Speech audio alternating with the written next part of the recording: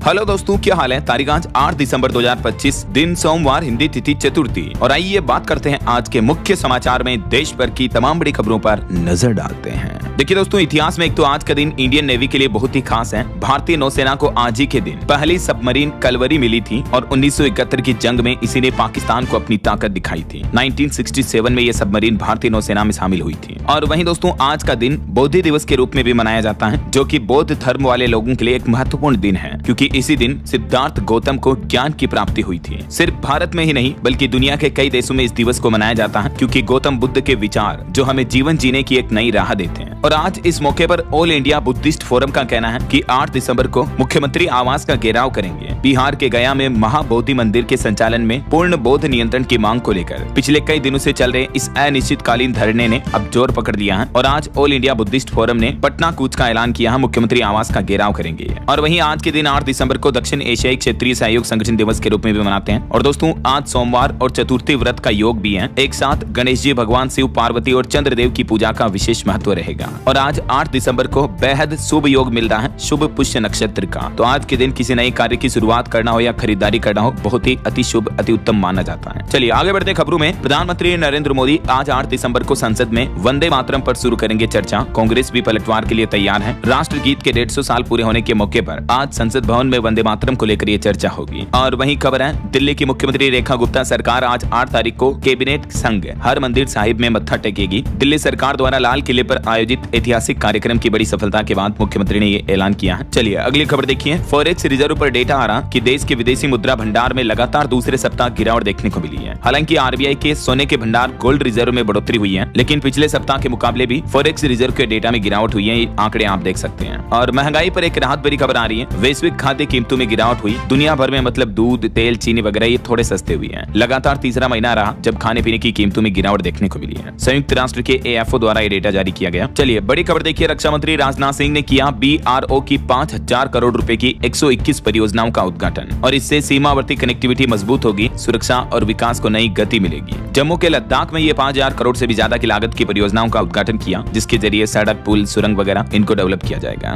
और इस उद्घाटन के मौके पर रक्षा मंत्री बोले कि ऑपरेशन सिंदूर की सफलता में मजबूत कनेक्टिविटी ने भी अहम भूमिका निभाई। रक्षा मंत्री ने डिफेंस पर भारत की सफलता के आंकड़े भी बताए कि बीते 10 साल में 3 गुना प्रोडक्शन हुआ भारत में मेड इन इंडिया रक्षा उपकरणों में, और एक्सपोर्ट भी 24 गुना बढ़ा है। ये वो नंबर्स हैं जो दुश्मनों को भी चुभेंगे। मतलब भारत का रक्षा उत्पाद पिछले 10 सालों में 46,000 करोड़ से बढ़कर सीधा 1.5 लाख करोड़ से भी ऊपर पहुंच चुका है। और डिफेंस एक्सपोर्ट भी 1000 करोड़ से बढ़कर 24,000 करोड़ पार कर गया। और वहीं अगली खबर देखिए। रक्षा मंत्री से मिली भाजपा की राज्यसभा सदस्य पुणे छावनी की जमीन वक्फ संपत्ति घोषित करने पर भी चिंता जताई। स्थानीय निवासियों के सामने उन्होंने ये चिंताजनक मुद्दा उठाया है। चलिए खबर देखिए। हमारे भारत के नेवी चीफ भी बोले कि ऑपरेशन सिंदूर अभी खत्म नहीं हुआ है। जो हम पर बुरी नजर डालेगा उसे करारा जवाब देंगे। देश को सेना पर गर्व है। और वहीं इंडियन आर्मी के लिए एक और अच्छी खबर है। डीआरडीओ ने नई स्वदेशी तकनीकें भारतीय सशस्त्र बलों को सौंपी और इससे आत्मनिर्भरता और सुरक्षा क्षमता दोनों बढ़ेगी। और एक बड़ी उपलब्धि देखिए भारत की दोस्तों कि हवा में आकार बदलेगा आईएएफ का फाइटर जेट। डीआरडीओ ने मॉर्फिंग विंग में भी बड़ी सफलता हासिल की है। एएमसीए लेगा क्रूर रूप। जी हाँ, भारतीय रक्षा अनुसंधान और विकास संगठन यानी डीआरडीओ ने एरोस्पेस इंजीनियरिंग के क्षेत्र में ये बड़ी सफलता हासिल की है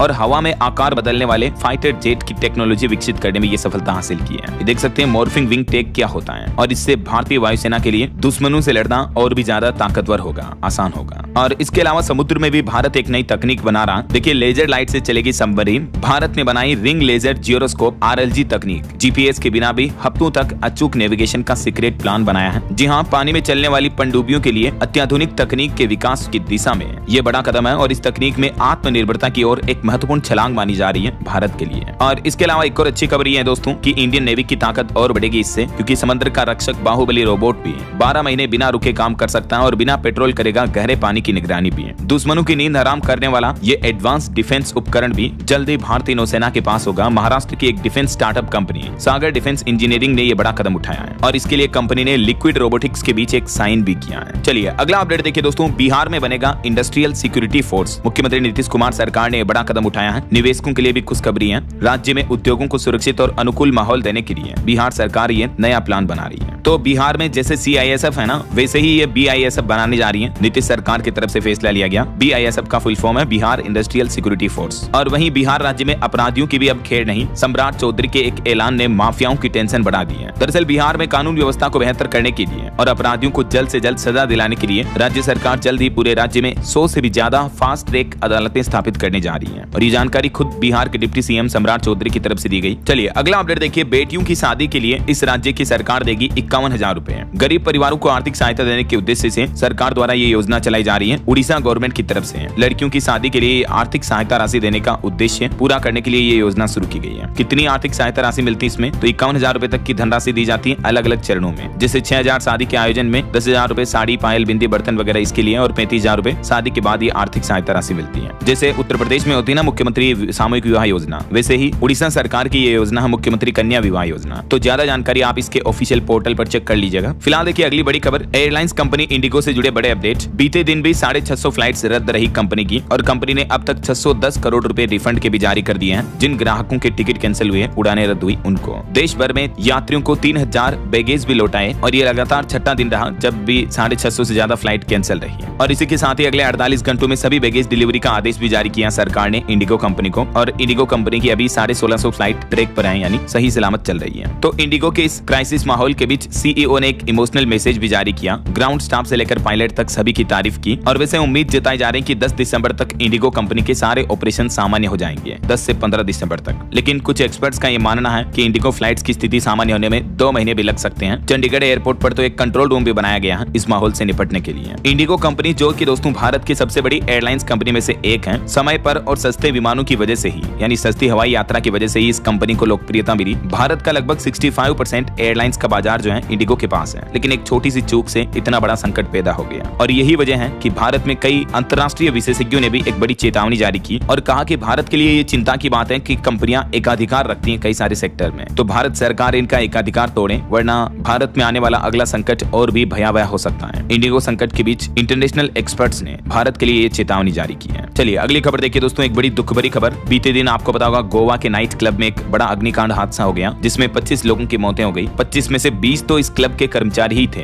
जिनकी जान चली गई। वैसे तो इस घटना के बाद अब मुख्यमंत्री ने बयान जारी किया कि पटाखे फोड़ने की वजह से आग लगी, और इस घटना के बाद क्लब मैनेजर समेत 4 लोगों को गिरफ्तार भी कर लिया गया, जबकि शुरुआती रिपोर्ट्स में बताया जा रहा था कि एक एलपीजी गैस सिलेंडर में ब्लास्ट की वजह से आग लगी थी। तो फिलहाल गोवा पुलिस ने क्लब के सीजीएम समेत 4 लोगों को अरेस्ट किया। मुख्यमंत्री बोले कि गैर कानूनी कृत्य पर अब शिकंजा कसा जाएगा, हर लापरवाह पर सख्त कार्रवाई होगी। गोवा अग्निकांड पर मुख्यमंत्री ने चुप्पी तोड़ी, और इस अग्निकांड से पहले का एक वीडियो भी सामने आ रहा। देखिए गोवा हादसा, बेली डांसर के डांस के दौरान ये आग लगी थी, और संकरे रास्ते होने की वजह से फायर ब्रिगेड भी रोकी गई। यहाँ के लोकल सरपंच का भी कहना है कि ये क्लब अवैध है, इसे तोड़ने का भी नोटिस दिया गया। गोवा के अरपुरा इलाके में स्थित night club Birch by Romeo Lane में ये आग लगने की वजह से 25 लोगों की मौत हुई। ये देख सकते हैं हादसे से जुड़ा सबसे पहला वीडियो भी सामने आ रहा है, जब छत से आग लगने की शुरुआत हुई और धीरे धीरे देखते ही देखते आग इतना भयंकर रूप ले गई। ऐसे में सबसे बड़ा सवाल ये दोस्तों कि आखिर इन 25 लोगों की मौतों का जिम्मेदार कौन है, प्रशासन, सरकार या कोई और? ऐसी घटनाएं भविष्य में ना हो, इसलिए अब सरकार ने जरूर एक बड़ा कदम उठाया है। इस अग्निकांड के बाद एसडीएमए ने सभी नाइट क्लब और रेस्तरां को सख्त संदेश जारी किया और कहा कि सुरक्षा से किसी तरह का खिलवाड़ नहीं होना चाहिए। एसडीएमए यानी राज्य आपदा प्रबंधन प्राधिकरण की तरफ से ये सभी नाइट क्लब, रेस्तरां, बार, इवेंट वेन्यू वगैरह के लिए एडवाइजरी जारी की गई है ना। और इस घटना पर प्रधानमंत्री नरेंद्र मोदी ने भी दुख जताया, गोवा के मुख्यमंत्री से बातचीत भी की, मृतकों और पीड़ितों के लिए मुआवजे का भी ऐलान किया केंद्र सरकार ने। और अगली खबर देखिए दोस्तों, एक और बड़े एक्सीडेंट का अपडेट है। महाराष्ट्र के नासिक में दर्दनाक हादसा हो गया। मंदिर से लौट रहे परिवार की कार खाई में गिरी, जिसमें 6 लोगों की मौत हो गई। महाराष्ट्र के नासिक जिले में ये दर्दनाक हादसा हुआ, और ये जो श्रद्धालु थे ये सप्तशृंगी देवी के दर्शन करके लौट रहे थे, तभी इनकी कार गहरी खाई में गिर गई। और वहीं खबर देखिए, एक और बड़ी सड़क दुर्घटना छत्तीसगढ़ में भी हो गई। कार और ट्रेलर की आमने सामने टक्कर में 5 दोस्तों की मौत हो गई। ये सभी मेला देखकर लौट रहे थे। हादसा इतना भयंकर था कि सभी के सब गाड़ी में ही फंस गए। छत्तीसगढ़ की जसपुर पुलिस और ग्रामीणों ने बड़ी मुश्किल से इनको निकाला। यह हादसा छत्तीसगढ़ के जसपुर जिले में हुआ। NH-43 पर I-20 कार में बैठे 5 युवकों ने मौके पर ही दम तोड़ दिया। चलिए आगे बढ़ते हैं खबरों में। देखिए आप बड़ी खबर, LOC पर पाकिस्तान के 68 आतंकी लॉन्च पैड सक्रिय हुए। 120 आतंकी भारत में घुसने की तैयारी में हैं। सुरक्षा बलों को निर्देश दिया कि टेररिस्ट सीमा के करीब न पहुंच पाए। जी हां, पाकिस्तान की एक और नापाक हरकत सामने आ रही दोस्तों। जम्मू कश्मीर में लाइन ऑफ कंट्रोल LOC पर पाकिस्तान की कब्जे वाले POK इलाके में 68 लॉन्च पैड अभी सक्रिय हैं, और बताया जा रहा है कि सैकड़ों आतंकी जम्मू कश्मीर में घुसने की भी तैयारी कर रहे हैं। सूत्रों के मुताबिक अगले कुछ सप्ताह में घुसपैठ की कोशिशें बढ़ सकती हैं। यही वजह है कि LOC के कई संवेदनशील इलाकों में सुरक्षा व्यवस्थाओं को और भी कड़ा कर दिया है। ये मानचित्र में आप देख सकते हैं एग्जैक्टली वो लोकेशन जहां पर ये पाकिस्तान में आतंकियों के नए लॉन्च पैड सक्रिय हुए हैं। चलिए अगला अपडेट देखिए, सुप्रीम कोर्ट के पूर्व CJI बोले कि आरक्षण का मतलब पीछे छूटे हुए लोगों को बराबरी देना है, ना कि नए लोगों के लिए रास्ता बंद करना। क्रीमी लेयर पर अपने अपने समुदाय की भी खुद आलोचना जारी। पूर्व chief justice of India CJI BR Gavai की तरफ से आरक्षण में क्रीमी लेयर लागू करने की बात को लेकर उन्होंने ये बयान दिया। चलिए दोस्तों, अगली बड़ी खबर देखिए। पश्चिम बंगाल के बाद अब तेलंगाना के हैदराबाद में भी बाबरी मस्जिद मेमोरियल बनाने की घोषणा की गई। मुश्ताक मलिक बोले कि बाबर से किसी को भी समस्या नहीं होनी चाहिए। अभी बीती 6 तारीख को आपको बताऊंगा पश्चिम बंगाल में TMC विधायक द्वारा बाबरी मस्जिद जैसे ढांचे की घोषणा की गई और उसके बाद अब हैदराबाद में भी एक मुस्लिम संगठन ने बाबरी मस्जिद के लिए एक मेमोरियल बनाए जाने की घोषणा की है। तहरीक मुस्लिम सब्बान के अध्यक्ष का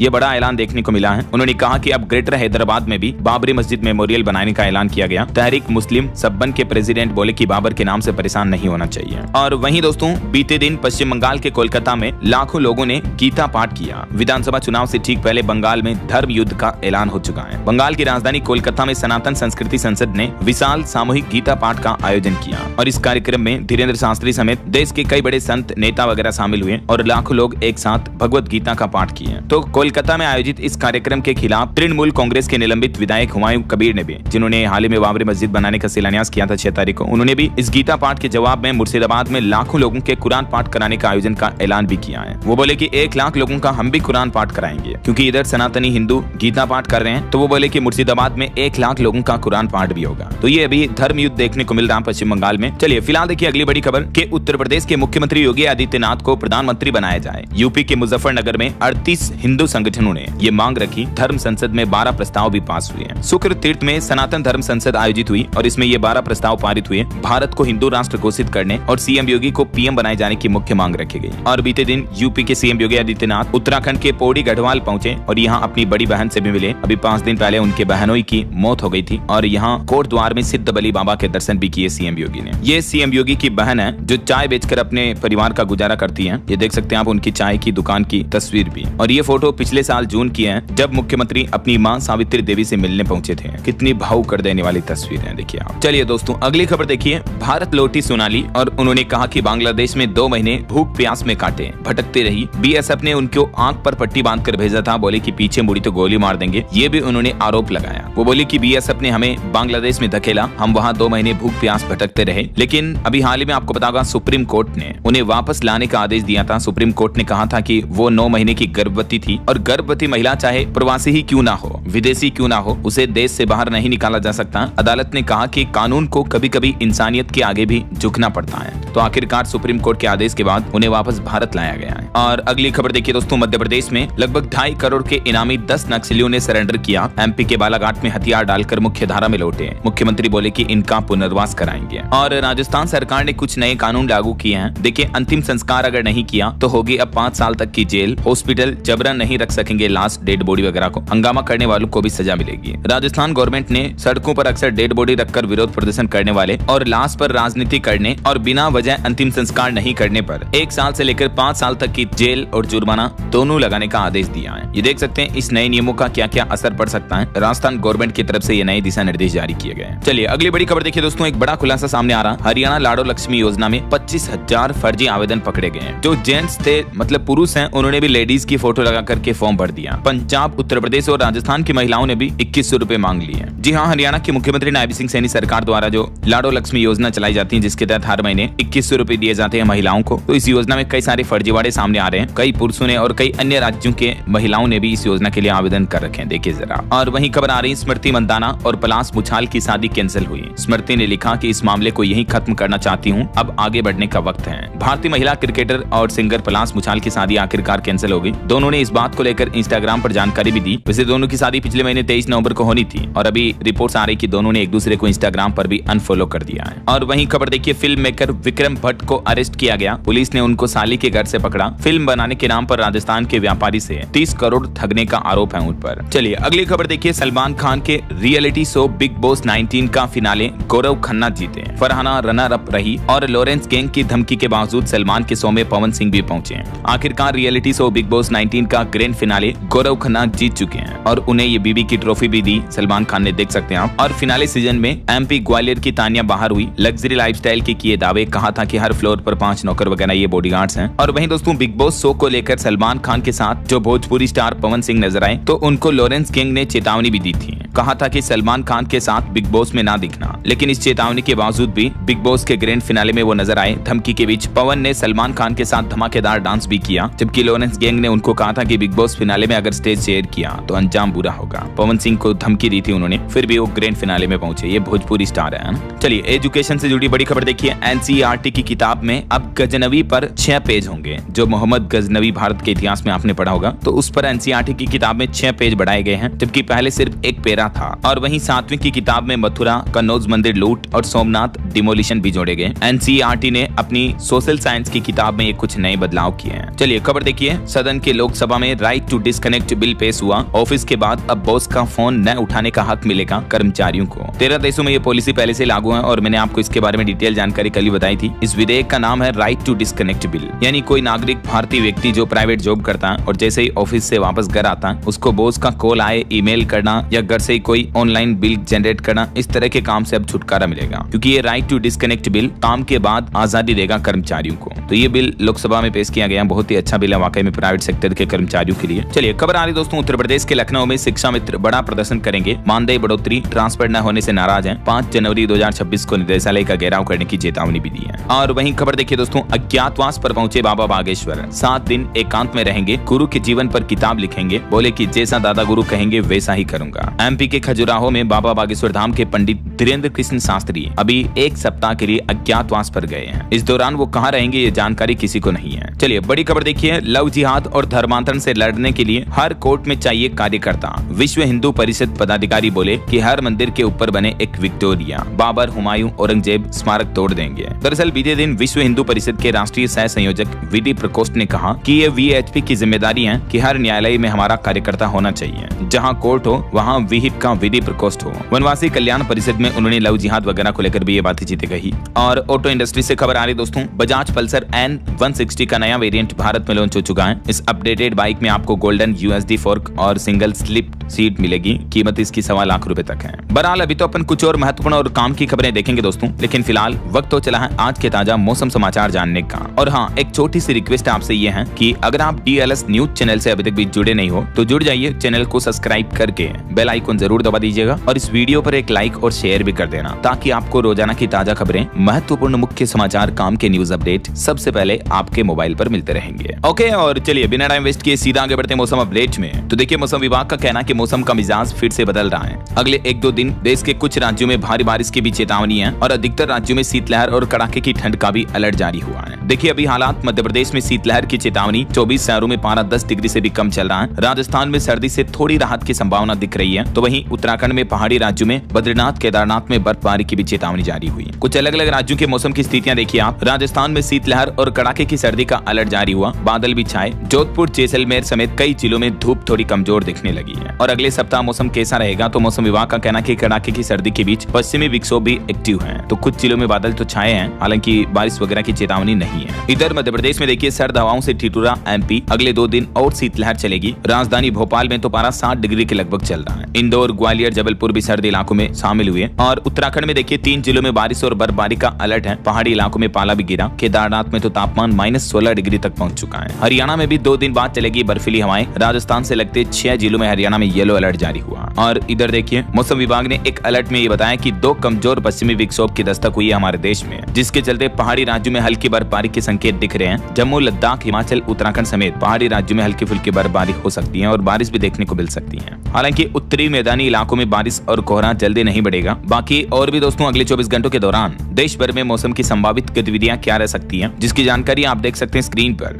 ये स्काईमेट वेदर की रिपोर्ट सामने आ रही है। और वहीं दोस्तों हाल ही में जो श्रीलंका में चक्रवात तूफान आया था दितवा, उस पर भी बड़ी खबर आ रही कि इस तूफान के चलते मरने वालों का आंकड़ा 627 तक पहुंच चुका है और सैकड़ों लोग तो अभी भी लापता हैं, यानी और भी ये संख्या लगातार बढ़ रही है। चक्रवात के कारण हुई लगातार बारिश, बाढ़ और भूस्खलन ने कई इलाकों को तबाह कर दिया। श्रीलंका में पूरी भयंकर तबाही मच गई है। हालांकि भारत ने भी इस मुश्किल घड़ी में श्रीलंका की मदद के लिए ऑपरेशन सागर बंधु चला रखा है। चलिए आगे बढ़ते हैं। मौसम अपडेट के बाद कुछ मार्केट से जुड़ी खबरें देख लेते हैं। देखिए रिपोर्ट्स आ रही कि विदेशी निवेशकों ने बीते 7 दिन में बाजार से 11,820 करोड़ निकाले और इसके पीछे बड़ी वजह है भारतीय रुपए में जो लगातार गिरावट देखने को मिल रही है। इसलिए विदेशी निवेशक इंडियन स्टॉक मार्केट से एग्जिट ले रहे हैं। हालांकि घरेलू निवेशकों ने 19,783 करोड़ की खरीदारी भी की। इस वजह से शेयर बाजार संभला है। ये वजह की ग्रीन में नजर आया आपको बाजार। और आईपीओ इन्वेस्टमेंट पर खबर आ रही है। वेकफिट इनोवेशन का आईपीओ आज से ओपन होगा। 1288 करोड़ रुपए जुटाएगी कंपनी। 10 दिसंबर तक निवेश निवेश का मौका है। मिनिमम इन्वेस्टमेंट रहेगा 14,820। और वहीं एक बड़ी इंपोर्टेंट खबर देखिए, दिसंबर में निपटाने हैं ये 4 जरूरी काम। 31 दिसंबर तक आप अपने पैन कार्ड को आधार कार्ड से लिंक कर लें और एडवांस टैक्स भरने का भी आखिरी मौका दिसंबर में ही है। इनकम टैक्स से जुड़े भी ये 3 ऐसे टास्क हैं जो आपको दिसंबर महीने की इन तारीखों पर निपटा लेने हैं। बाकी और भी दोस्तों कई सारी सरकारी योजनाओं का लाभ लेने के लिए भी अंतिम तारीख सरकार ने 31 दिसंबर ही तय की है। तो इन सब के बारे में अगर आप डिटेल जानकारी देखना चाहते हो तो कल शाम को मैंने DLS न्यूज चैनल पर एक सेपरेट वीडियो डाला है कि दिसंबर में आपको ये 10 जरूरी काम टास्क निपटा लेने हैं, ठीक है ना। तो वो कौन कौन से गवर्नमेंट के अपडेट्स हैं जिनकी लास्ट डेट 31 दिसंबर ही तय की है, इस वीडियो में आप देख लीजिएगा, चेक कर लेना। ये आज की खबरें समाप्त होने के बाद, ठीक है। फिलहाल आगे बढ़ते खबरों में देखिए आप खबर देखिए, डॉलर के मुकाबले रुपए में भारी गिरावट पर अब विपक्ष से प्रियंका गांधी और मल्लिकार्जुन खड़गे ने भी सरकार पर निशाना साधा। और वहीं खबर आ रही दोस्तों, आज से बदल जाएंगे F&O ट्रेडिंग के नियम। NSE करने जा रहा प्री ओपन सेशन की शुरुआत भी। मार्केट रेगुलेटर सेबी की तरफ से आज 8 दिसंबर से ही इक्विटी फ्यूचर्स एंड ऑप्शंस के लिए एक प्री ओपन सेशन शुरू होगा। सोमवार से F&O ट्रेडिंग में ये सेबी की तरफ से बड़ा बदलाव किया जा रहा। 15 मिनट के प्री ओपन सेशन के 3 चरण होंगे और भी इन नियमों की डिटेल जानकारी आप देख सकते हैं स्क्रीन पर। तो जो लोग शेयर मार्केट में ट्रेड वगैरह करते हैं उनके लिए ये इंपॉर्टेंट अपडेट है, देख लीजिएगा।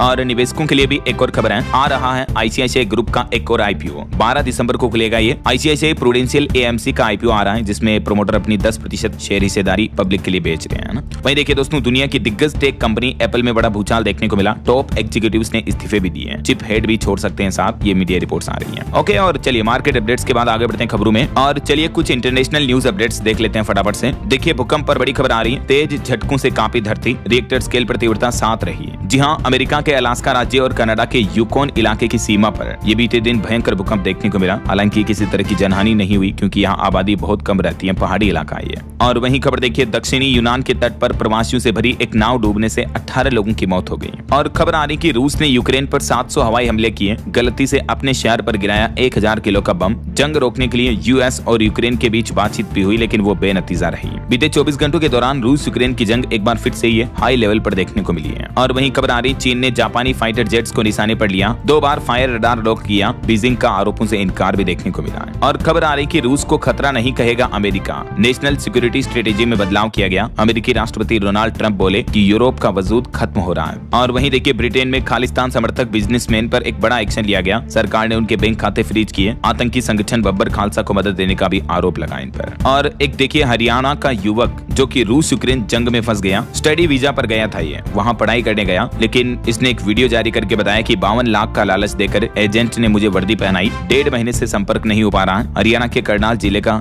युवक अभी रूस में फंस गया है और इन्हें युद्ध लड़ने के लिए बॉर्डर पर भेजा जा रहा, देखिए आप। और वहीं खबर आ रही, भारत और यूरोपीय संघ के बीच मुक्त व्यापार समझौते पर बातचीत जोरों शोरों से चल रही है। हमारे देश के वाणिज्य मंत्री पीयूष गोयल और साइमन वेयेंट की मुलाकात पर भी नजरें अटकी हुई है। आज सोमवार को ये दोनों नेताओं के बीच मुलाकात होगी। यूरोपीय संघ के प्रतिनिधि हैं, जो टीम है वो भारत EU मुक्त व्यापार समझौते को लेकर आज बातचीत करेगी, है ना। और वहीं देखिए, विदेश मंत्री डॉक्टर S जयशंकर का एक बड़ा बयान सामने आ रहा कि भारत में रहना शेख हसीना का निजी फैसला है। जो बांग्लादेश की पूर्व प्रधानमंत्री भारत में रह रही है ना, तो उसको लेकर बांग्लादेश उनके प्रत्यर्पण की मांग कर रहा, तो उस पर विदेश मंत्री का यह बयान देखने को मिला है ना। और वहीं बड़ी खबर देखिए दोस्तों, आतंकवाद पर अब क्वाड देशों की भी बड़ी सख्ती देखने को मिल रही है। हाल ही में जो हमारे दिल्ली में लाल किले में हमला हुआ, उसकी भी निंदा की और दोषियों पर कड़ी कार्रवाई की भी मांग की है। ओके, और चलिए आगे बढ़ते हैं अपन खबरों में। देखिए, झारखंड में जनरल वर्ग के छात्रों को भी हेमंत सोरेन सरकार देगी बड़ा तोहफा, बढ़कर मिलेगी स्कॉलरशिप यानी छात्रवृत्ति। जी हां, अब झारखंड राज्य में कक्षा 9वीं से लेकर कक्षा 12वीं तक के स्टूडेंट्स की स्कॉलरशिप धन राशि में ये बढ़ोतरी होने जा रही है। और कितनी कितनी बढ़ोतरी की जाएगी जिसकी जानकारी भी आप देख सकते हैं। झारखंड की हेमंत सोरेन सरकार की तरफ से ये बड़ा फैसला लिया गया। और वहीं जम्मू में माता वैष्णो देवी घूमने जाने वाले भक्तों के लिए खुशखबरी है। अब रात 12 बजे तक भी कटरा स्टेशन पर मिलेगा RFID कार्ड, टाइमिंग को बढ़ा दिया गया है। और खबर देखिए, दिल्ली की परिवहन जरूरतों पर सरकार का बड़ा कदम, यूनिफाइड मेट्रोपॉलिटन ट्रांसपोर्ट अथॉरिटी के लिए भी एक टास्क फोर्स गठित की गई।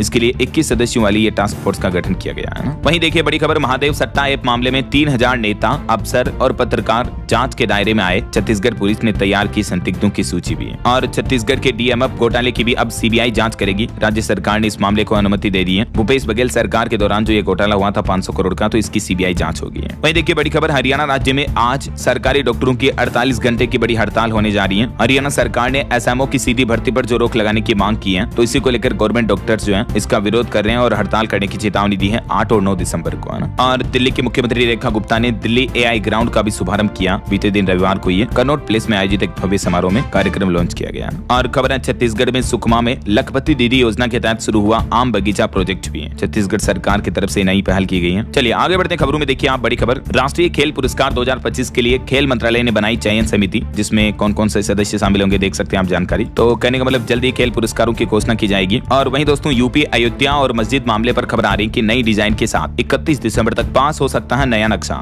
मार्च 2026 से शुरू होगा निर्माण। राम मंदिर निर्माण के साथ ही जो अयोध्या में मस्जिद के लिए जगह आवंटन की थी सुप्रीम कोर्ट की तरफ से, तो वहां अब मस्जिद निर्माण को लेकर फिर से एक्टिविटी देखने को मिल रही है। और वहीं देखिए बड़ी खबर, ऑटो इंडस्ट्री से खबर आ रही है, टाटा सिएरा की कीमतों का खुलासा हो चुका है। बेस मॉडल की प्राइस 11.5 लाख रुपए तक होगी और टॉप वेरिएंट 18.5 लाख रुपए तक आएगा। जो टाटा कंपनी की तरफ से हाल ही में नई कार लॉन्च की गई ना, तो उसकी प्राइस को लेकर ये रिपोर्ट सामने आ रही है। वहीं बैंकिंग न्यूज से खबर आ रही है, आम ग्राहकों को राहत देते हुए पंजाब नेशनल बैंक ने भी अपनी लोन के रेटों में ये बदलाव किया है। आरबीआई रिजर्व बैंक के द्वारा रेपो रेट कटौती के बाद पीएनबी ने भी लोन कुछ सस्ते कर दिए हैं। और देख सकते हैं आप आरएलएलआर में 0.25% तक की कटौती की है पीएनबी ने। इसके अलावा बैंक ऑफ महाराष्ट्र से भी लोन लेना सस्ता हुआ, इसने भी 0.25% तक की कटौती कर दी है। उसके बाद बैंक ऑफ महाराष्ट्र की भी लोन रेट क्या होगी जानकारी आप देख सकते हैं। बाकी और भी कई सारे बैंकों की तरफ से home loan, car loan, education loan वगैरह को सस्ता किया है। कल ही मैंने आपको डीएलएस न्यूज चैनल पर बताई थी इसके बारे में जानकारी भी। और वहीं देखिए बड़ी खबर, दिव्यांगों को लेकर सुप्रीम कोर्ट ने आदेश दिया सभी राज्यों को कि दिव्यांग कैदियों के लिए अलग शिकायत तंत्र बनाओ, भेदभाव बर्दाश्त नहीं होगा। सुप्रीम कोर्ट का यह आदेश है। हरियाणा के मुख्यमंत्री नायब सिंह सैनी ने भी एक बड़ी घोषणा की, हरियाणा में युवाओं को मिलेगा रोजगार, जल्द ही अलग अलग विभागों में भर्तियां की जाएगी। सीएम सैनी की तरफ से ये ऐलान किया गया। और वहीं आज सोमवार से मध्य प्रदेश में 2 दिन मोहन सरकार खजुराहो में रहेगी। कई विभागों की समीक्षा की जाएगी। 9 तारीख को कैबिनेट बैठक भी होगी मध्य प्रदेश के मुख्यमंत्री की। और वहीं खबर देखिए, महाराष्ट्र विधानमंडल के शीतकालीन सत्र के लिए भी तैयारी शुरू हुई। नागपुर में 8000 से ज्यादा पुलिसकर्मी तैनात किए गए। खबर है राजस्थान की डिप्टी सीएम दिया कुमारी ने भी बड़ी सौगात दी। 100 करोड़ रुपए से भी ज्यादा की परियोजनाओं का उद्घाटन किया। जयपुर में मुख्यमंत्री ने ऑनर रन मैराथन का फ्लैग ऑफ भी किया।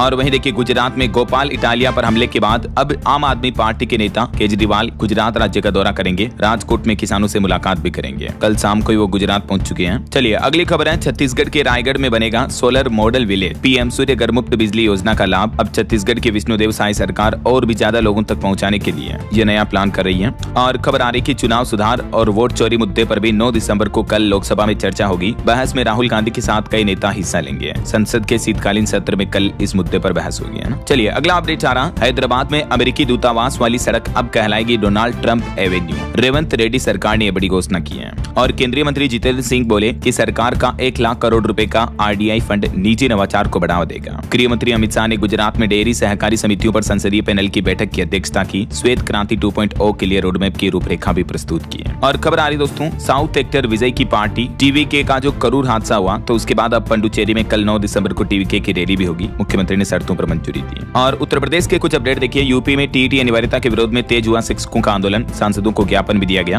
और उत्तर प्रदेश में 14 से लेकर 22 दिसंबर तक चलेगा सघन पल्स पोलियो अभियान। 33 जिलों में 1,33,00,000 बच्चों को पिलाई जाएगी पोलियो की दवा। वहीं खबर है, उत्तर प्रदेश में अत्यधिक तापमान पर गेहूं की संरचना एवं जैव रासायनिक परिवर्तनों पर भी अध्ययन करेंगे कृषि विज्ञानी। और उत्तर प्रदेश बना स्टार्टअप इंडिया का केंद्र। 18,000 से भी ज्यादा स्टार्टअप्स के साथ उद्यमिता का गढ़ बना यूपी राज्य। वहीं खबर आ रही कि उत्तर प्रदेश में 500 करोड़ की लागत से बनेगी प्रदेश की पहली फॉरेस्ट यूनिवर्सिटी भी। 125 एकड़ में कैंपस होगा। मुख्यमंत्री योगी आदित्यनाथ की तरफ से खुद इस बात की घोषणा की गई। चलिए आगे बढ़ते खबरों में। देखिए एक अच्छी खबर, अब जगह जगह आपको अपने आधार कार्ड की फोटोकॉपी देने की जरूरत नहीं पड़ेगी। जल्द ही आधार वेरिफिकेशन के लिए नया नियम लेकर आ रहा उदय। जी हाँ, भले ही आपको ओयो रूम लेनी है या कहीं होटल में आईडी कार्ड के तौर पर आधार कार्ड देना, तो फोटोकॉपी देने की जरूरत नहीं पड़ेगी। बल्कि उदय ने यह बड़ा फैसला लिया कि अब कोई भी आपसे अपना आधार कार्ड जीरोक्स कॉपी के रूप में नहीं मांग सकेगा, बल्कि अब वेरिफिकेशन कुछ इस तरह से होगा कि जो नए आधार कार्ड आएंगे ना नए साल 2026 में, उनमें सिर्फ आपका फोटो होगा और क्यूआर कोड लगा होगा। बाकी आपका नाम, डेट ऑफ बर्थ, एड्रेस वगैरह कुछ भी डिटेल नहीं होगी। सिर्फ क्यूआर कोड और नए आधार ऐप के जरिए अब आपका वेरिफिकेशन कंप्लीट हो जाएगा। उदय की तरफ से बड़ी घोषणा की गई है। आधार कार्ड की फोटोकॉपी लेना बंद होगा ना। चलिए अगला अपडेट देखिए, सऊदी अरब में भी अब खुलेगी शराब मदिरा की दुकानें। राजनायिक ही नहीं बल्कि आमिर भी छलकाएंगे जाम। 70 सालों से जो शराब पर प्रतिबंध लगा हुआ है, तो आखिरकार सऊदी अरब सरकार ने प्लान बनाया है कि जल्द ही उनके देश में दारू, शराब, वाइन की दुकानें खोली जाएगी। और वहीं एक रिपोर्ट सामने आ रही, हिमाचल प्रदेश में धारा 118 में 755 मामले लंबित हैं। अब single window clearance system portal पर लोग आवेदन कर सकेंगे। देश की राष्ट्रपति द्रौपदी मुर्मू परसों 10 दिसंबर को भारत मंडपम नई दिल्ली में ये भारत के मानव अधिकार दिवस समारोह में मुख्य अतिथि के रूप में हिस्सा लेंगे। और टेक न्यूज से खबर आ रही है, व्हाट्सएप लाया नया फीचर। मिस्ड कॉल पर अब सीधे छोड़ सकेंगे वॉइस और वीडियो मैसेज भी, कॉल भी हो सकेगी शेड्यूल। वहीं देखिए उत्तर प्रदेश में उम्मीद पोर्टल पर 668 वक्त संपत्तियां नहीं हो सकी पंजीकृत। अब ट्रिब्यूनल पोर्टल का सहारा लिया जाएगा। ये तो सिर्फ यूपी बहराइच का आंकड़ा है, अन्य जिलों में भी कई सारी वक्फ संपत्तियां अभी तक पोर्टल पर रजिस्टर नहीं हुई है और लास्ट डेट निकल चुकी है इसकी, है ना। और खबर देखिए, पंजाब के भगवंत मान सरकार ने बदला विदेशी दौरों का मकसद। अब सिर्फ हर ट्रिप पर निवेश पर ही फोकस रखा जाएगा। जो भी पंजाब का मंत्री राजनेता विदेश दौरे पर जाएंगे तो इन्वेस्टमेंट पर बातचीत होगी, है ना। और खबर देखिए, अब कैंसर मरीजों की जांच के लिए गांव-गांव पहुंचेगी वैन। MTMH को मिला मोबाइल कैंसर डायग्नोस्टिक यूनिट भी। झारखंड में नई पहल की जा रही है। और महाराष्ट्र पुणे जमीन घोटाले मामले में दूसरी गिरफ्तारी की गई। अब पार्थ पवार के पार्टनर दिग्विजय की भी बारी है। उत्तराखंड राज्य में भवन का नक्शा पास कराने की प्रक्रिया और भी सरल हुई। ईज ऑफ डूइंग बिजनेस के तहत आर्किटेक्ट में ये अधिकार दिए हैं उत्तराखंड सरकार ने। और खबर देखिए दोस्तों, इस राज्य में बनेगा श्री वेंकटेश्वर बालाजी का भव्य मंदिर। सरकार ने जमीन भी आवंटित कर दी है। भारत के दक्षिण राज्य में तिरुपति देव में हर साल लाखों लोग दर्शन करते हैं और ये भारत के प्रमुख मंदिरों में से एक है। तो वही एक बालाजी मंदिर बिहार की राजधानी पटना में भी बनने जा रहा है। चलिए खबर आ रही, दिल्ली की क्रिकेटर बेटी प्रतिका रावल को मिलेगा 1.5 करोड़ का इनाम। मुख्यमंत्री रेखा गुप्ता ने ये बड़ी घोषणा की है। और चलिए दोस्तों, कुछ और स्टेट न्यूज अपडेट देख लेते हैं फटाफट से। देखिए, राजस्थान में SIR अभियान के दौरान लगभग 16.5 लाख वोटर्स का नाम कटने का खतरा है। और राजस्थान जयपुर की यह घटना देखिए, एक महिला की पर्स से 500 रुपए की गड्डी सड़क पर गिर जाती है तो युवक तुरंत उसे लेकर भाग जाते हैं। 2 दिन पहले का ये मामला था। तो जयपुर पुलिस ने 300 से भी ज्यादा CCTV कैमरे खंगाल कर आखिरकार बदमाशों के घर पहुंच गई, क्योंकि इसका CCTV वीडियो सामने आ गया था ना, तो पता चला कि दोनों ये तो नशेड़ी गंजेड़ी हैं। देखिए जरा। वहीं खबर आ रही, छत्तीसगढ़ की विष्णुदेव साय सरकार के नए बजट की तैयारी शुरू हुई। 24 दिसंबर तक बजट तैयार होगा। छत्तीसगढ़ में PG सीटों पर नई नीति का भी विरोध किया जा रहा। और झारखंड में उत्तरी हवाओं से पारा लुढ़का, अगले 5 दिन और ठंड बढ़ेगी। नए साल में हिमाचल प्रदेश को मिलेगी 297 इलेक्ट्रिक बसें भी। और उत्तराखंड में ऐसी मीडिया रिपोर्ट्स आ रही थी कि 16% तक बिजली की दरें बढ़ सकती हैं। तो सरकार का कहना कि ये सूचनाएं भ्रामक हैं, ठीक है ना, बिजली महंगी नहीं होने जा रही है। और वहीं देखिए, उत्तराखंड के नैनीताल में सरकारी जमीन पर बनी मजार और मदरसा भी तोड़ा गया, बुलडोजर चला। चलिए कुछ एजुकेशनल खबरें देख लेते हैं। सबसे पहले देखिए, इस सप्ताह की कुछ top government jobs. SSC GD constable के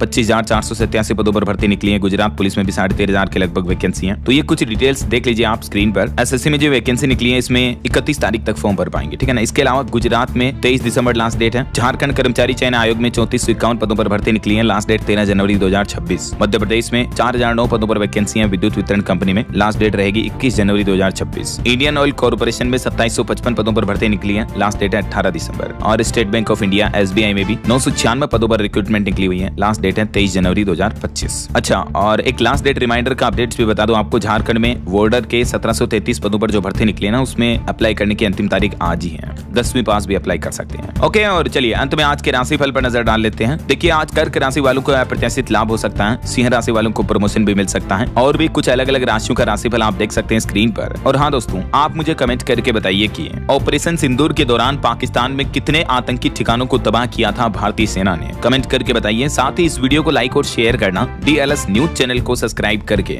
बेल आइकन जरूर दबा देना, रोजाना ऐसे इन्फॉर्मेटिव जानकारियां, महत्वपूर्ण समाचार देखते रहने के लिए। ओके, ख्याल रखिएगा अपने आप का, अपने परिवार का। मिलेंगे अगले नेक्स्ट अपडेट में, तब तक के लिए जय हिंद, जय भारत, वंदे मातरम।